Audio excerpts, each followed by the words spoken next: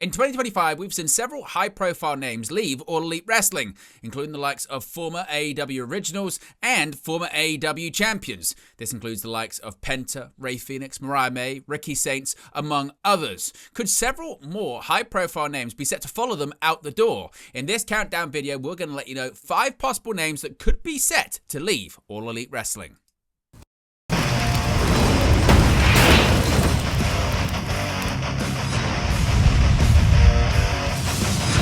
Hey guys, welcome back to Wrestling News 365. Hope everyone is doing very well. As always, there are plenty of stories to get into in the world of professional wrestling. And in this countdown video, we're going to be discussing 5 names that could be set to leave All Elite Wrestling. As I mentioned in the intro of this video, 2025 has seen several high-profile names leave Tony Khan's promotion, including the likes of former AEW World Tag Team Champions, the Lucha Brothers, Penta and Rey Fenix, former AEW Women's World Champion Mariah May. We've seen the likes of former TNT champions in Ricky Starks, Miro, Malachi Black as well, also leave All Elite Wrestling. And by the time 2025 comes to a close, could we see several high-profile names be set to leave AEW? We're going to get into it, beginning with Danhausen. Danhausen seemingly, well, he is on his way out of All Elite Wrestling. It's not too much of a stretch to say that. Now, Danhausen's last AEW appearance on AEW television was at the World's End pay-per-view back in 2023.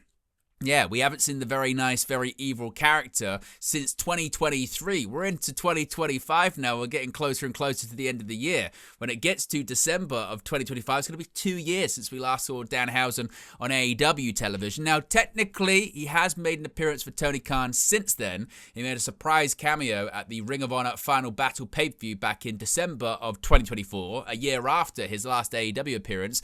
That was his last and his last match under the AEW umbrella was in February of 2024 for Ring of Honor. But despite these brief appearances, there were no ongoing creative plans for Danhausen. Now, there were reports earlier this summer that his contract was set to expire with Tony Khan over the sort of summer of 2025, but despite that, he's not going to be departing All Elite Wrestling, at least probably until next year. Now, Danhausen's contract, as I mentioned with AEW, was due to expire in July of 2025. But he remains listed on the promotion's roster page as he's still a part of the company. Fightful Select reported over the summer that Danhausen's contract was set to expire on July 1st, but AEW have added time onto the talent's deal, which keeps him under contract well until 2026. Now, the belief, according to the report at the time, was that Danhausen had actually asked AEW not to pick up the option on his contract. He was ready to leave the promotion after being rarely booked over the past few years, but that didn't prevent AEW from adding time onto his deal. So despite that, Danhausen is sticking around at least for now, but he's going to be leaving once that contract is up. Now, there had previously been issues between AEW and Danhausen, which resulted in Danhausen expressing his frustration directly to Tony Khan, but this was before Danhausen was brought back at Final Battle. According to reports, Danhausen believed to be booked following Final Battle, but then he was told there were no plans for him whenever he reached out after the pay-per-view. The expectation is that once Danhausen is free to do so, he's probably going to end up going to WWE. He's a marketing company like WWE's Dream, with merchandise, with action figures, with face paints, t-shirts, you name it. In addition, it's been reported that The Rock, of course, a very influential figure, director of the board rather, for TKO Group Holdings, is a big fan of Danhausen. Danhausen's also very close friends with CM Punk. So Danhausen going to WWE, it just feels like it's inevitable. Certainly at the very least, a departure from AEW is just nailed on. When his contract does come up next year, he's going to be gone unless there is a dramatic turnaround, which not many people are expecting at this point. Now, before we move on to the next name on this countdown list, a reminder, this video is brought to you in collaboration with all of our great affiliates. That includes NordVPN, which you can see right there in the sidebar. If you are in the United States, you can get up to 77% off plus 3 months extra free. All you have to do is scan that QR code right there or click the link in the video description. It'll be pinned in the comment section as well. And what you can do is save yourself some money, folks. right now. It's a bit of a confusing time when it comes to the pro wrestling media rights landscape. WWE over here in the UK, we can watch all of their content as part of one Netflix subscription. That's right. Raw, SmackDown, NXT, main roster PLEs, NXT PLEs, plus we get to watch Saturday Night's Main Event for free on YouTube. You can too. All you have to do is get a VPN. You can use our link. You can change your location to an international territory where all WWE content is available through Netflix, like here in the UK. You can save yourself some money. You can save yourself getting ESPN streaming service. You can save yourself watching NXT on the CW, SmackDown on USA Network. AEW pay-per-views are also cheaper over here in the UK if you use Triller TV. You can buy combo packs like I have, where I bought All Out and Wrestle Dream for a discounted price. So use a VPN, take advantage of it, and also support the channel in the process. Your support is really much appreciated. Let's move on to another name that could be set to leave AEW, and that being Paul White. Let's not dress this up here, folks.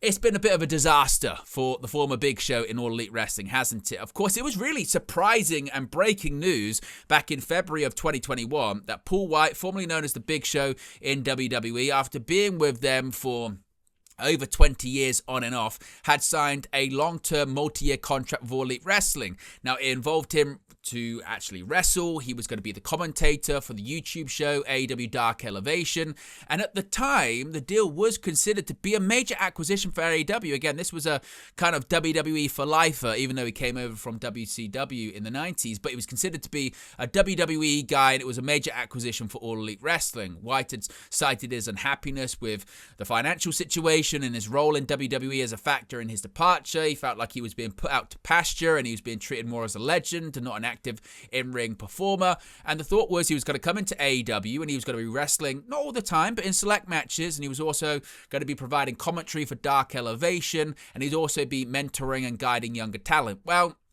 look, it's not really happened. Paul White has only wrestled a handful of matches for All Elite Wrestling in now over 4 years. Dark Elevation doesn't exist anymore. He sometimes does commentary, but the main thing that Paul White does in All Elite Wrestling at this point is he does press, he does PR, and occasionally he'll do commentary, but not that much. It's, as I've said, it's been a disaster. In fact, you can count the amount of matches that Paul White has had in AEW. 1, 2, 3, 4, 5, 6, 7 matches. Well, technically 6 matches if you're going to be actually really specific, because his last match actually took place on the Jericho Cruise. That was back in January of 2024.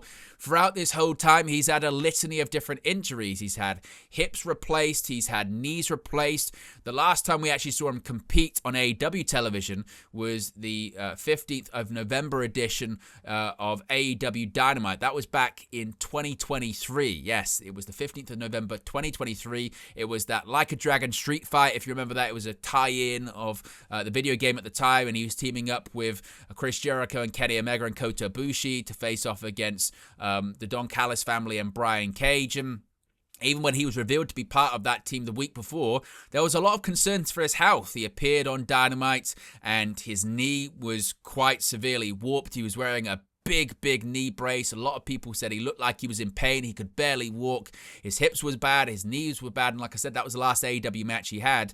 And that was closing in on 2 years ago. And when he appeared on the Jericho Cruise a few months later to have that match when he teamed up with Mike Bailey and Jericho, once again, it didn't look good. Now, as I said, he's had a lot of surgery since then. But throughout this time, he's been a very highly paid guy. He's a highly paid guy. And there's been next to none return on investment for Tony Khan. Now, we don't know how much time's been added onto his contract. Of course, as I mentioned, basically for the 4 years he's been under contract, he's been injured. So I don't know if you can technically add all of that time onto his deal. I don't know if he'd be willing to accept less money because he's doing less. He has spoken about his desire to return to the ring, but I just don't see it being a physical possibility at this point. And if that is the case, you wouldn't blame Tony Khan and AEW for saying, look, we just can't keep you at this price because you're not really doing what we paid you for in the first place. So when his contract does come up, I wouldn't be surprised if he goes down the route of a Mark Henry and others that have been in AEW at the start. But eventually, when their deals came up, they go back to WWE under some form of a Legends contract. I think that's likely going to be the scenario.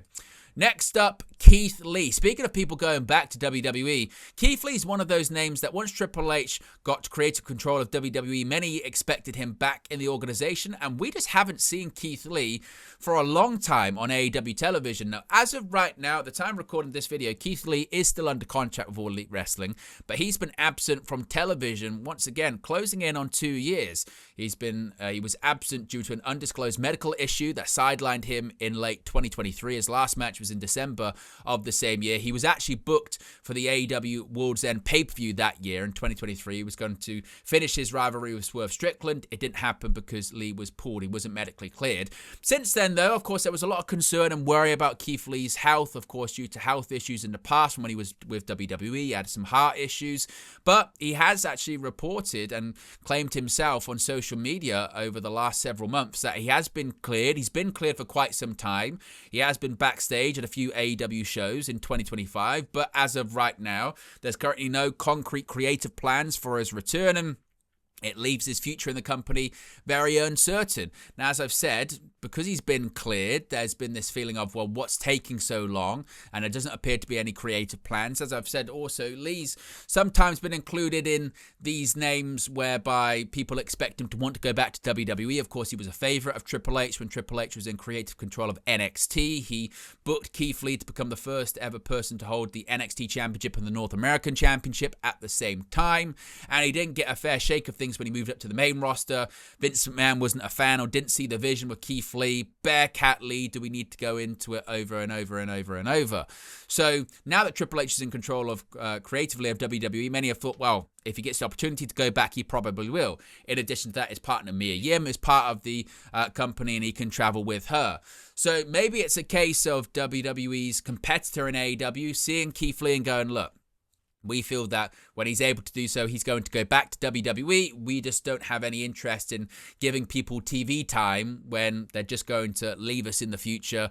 And if anything, that's going to hurt us. Maybe there's more at play there. But you feel like with the lack of him being used and, you know, the real sort of creative return seemingly on the horizon, Keith Lee, either his contract will expire and he'll leave All Elite Wrestling, or like some of those names I mentioned at the beginning of the video, in Rey Fenix, in Miro, those names' contracts, they weren't coming up, but they were able to negotiate early exits. The same when it came to Ricky Starks as well. Maybe Keith Lee will fall into that category of someone that actually, when he has been backstage at AEW events, it's been to discuss a possible exit from All Elite Wrestling. Time will only tell, but as we get further and further away from Keith Lee's last AEW match, getting closer now to 2 years, you feel like it's inevitable at some point he's probably going to leave, and if he can negotiate that, he will.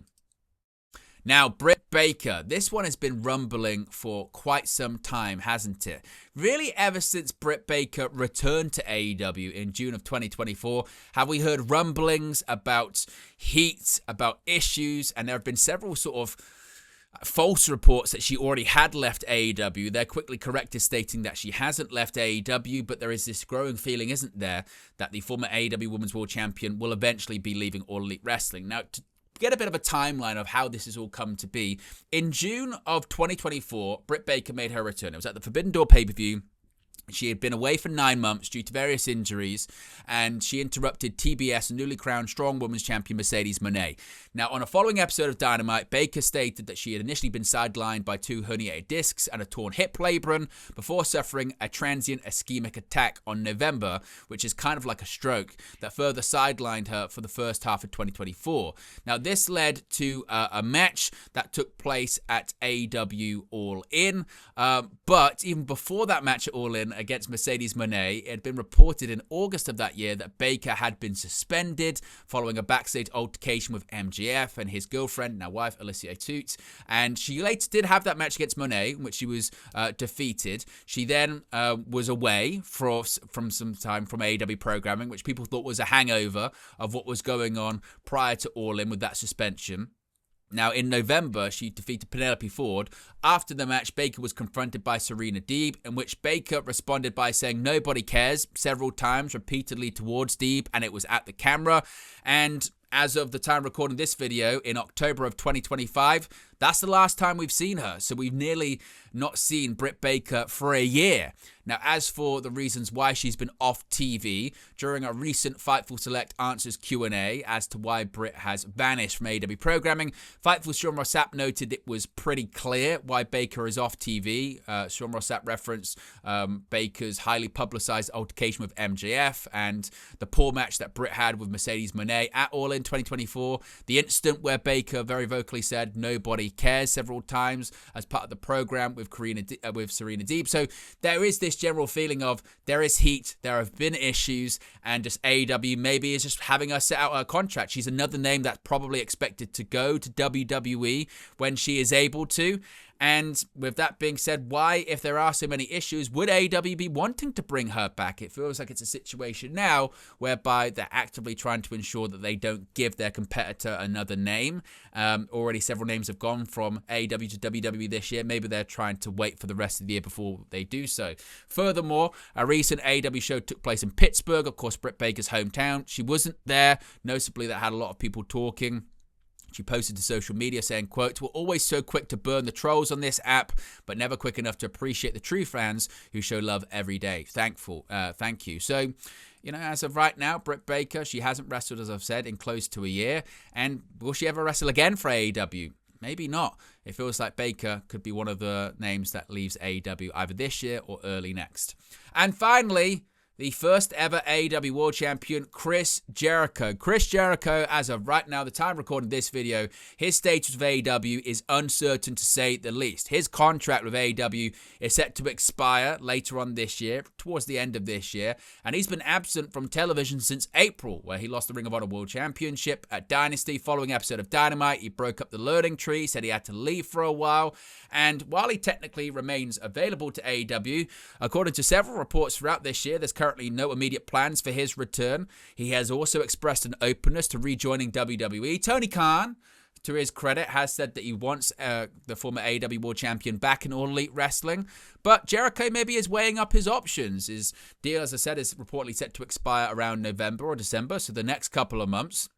He was off for a tour with his band Fozzy, but that finished quite some time ago. And as I said, he's stated he's open to return to WWE. He's liked potential, posts on social media saying that he'd be open to going back. And further on from that, it's even being reported by the likes of Dave Meltzer and others that people expect him to even possibly be back as soon as the Royal Rumble for WWE. Of course, the Royal Rumble is taking place in Saudi Arabia. That's the location rather of his last WWE match, was at the Greatest Royal Rumble in 2018. And some people do feel like Jericho's return could be saved for a show that WWE is going to go all out on. Now, would it be a massive blow to AEW? Some say yes, some say no. Some people say yes because Jericho is an AEW original. He was the name to sort of carry the company in the early days. First ever AEW World Champion, was a big part in getting a TV deal as well and helping launch All Elite Wrestling, helping launch AEW Dynamite.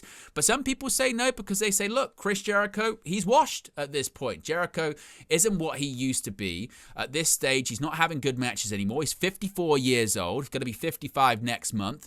And maybe it's time for him to go back to WWE and have a retirement run. There's nothing else for him left to do in All Elite Wrestling. So would it even be that big of a loss, and would be a way to get the roster age down and focus on younger, more homegrown talent? Maybe that's the right thing to do. But you feel like a return for Jericho to WWE, it just feels like it's happening, doesn't it? And that would, of course, mean a departure from All Elite Wrestling. But there you go, guys. There are 5 names that could be set to leave AEW in the near future or a little bit further on. What are your thoughts on that list? Which ones are more likely than others? Let me know your thoughts, your opinions, your hot takes, as always, in the comment section below. Be sure to smash a like on the like button. Be sure to subscribe, bottom right-hand corner, and I'll speak to you again very, very soon. Hey guys, thank you for watching, listening, streaming, or however you come across this video today. Be sure to click on the video on the right there to watch our next video, or click the bottom there to subscribe, or the bottom right hand corner. Thank you very much, and I'll speak to you again very soon.